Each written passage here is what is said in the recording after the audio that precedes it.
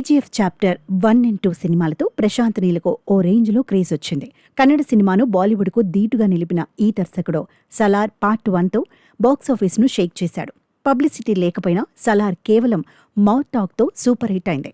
Shahrukh Khan డుమ్కీతో clash కావడంతో కొంత negative publicity వచ్చినా విమర్శకులు ఒకటే చెప్పారు, డుమ్కీ సినిమా లేకపోతే సలార్ సులభంగా 1000 కోట్ల కలెక్షన్స్ దాటేదని.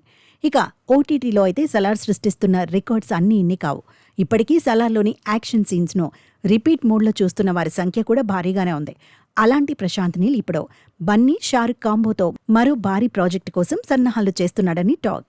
ఒకవైపు Tollywood icon star Allu Arjun fire brand energy, మరోవైపు బాలీవుడ్ బాద్షా షారుఖ్ ఖాన్ మాయాజాల కరిష్మా. ఈ ఇద్దరూ ఒకే స్క్రీన్పై కనిపిస్తే ఎలా ఉంటుంది? దీనికి దర్శకత్వం కేజీఎఫ్, సలార్ లాంటి బ్లాక్ బస్టర్స్తో భారతీయ సినిమాను షేక్ చేసిన ప్రశాంత్ నీల్ చేస్తే ఊహించటానికే గూస్ బంప్స్ వస్తున్నాయి కదూ. సినీ వర్గాల్లో జోరుగా వినిపిస్తున్న టాక్ ప్రకారం ఈ క్రేజీ మల్టీస్టారర్ సినిమాతో ప్రశాంత్ నీల్ మరోసారి రికార్డులను తుడిచిపెట్టేందుకు సిద్ధమవుతున్నాడు. ఇండస్ట్రీ వర్గాల సమాచారం ప్రకారం ఈ మల్టీస్టారర్ కోసం ప్రశాంత్ నీల్ ఇప్పటికే బన్నీ, షారుఖ్లకు కథ చెప్పాడట. ఆ కథ ఇద్దరికీ బాగా నచ్చిందని, సినిమా గ్రీన్ సిగ్నల్ కోసం ఎదురు చూస్తోందని బజ్.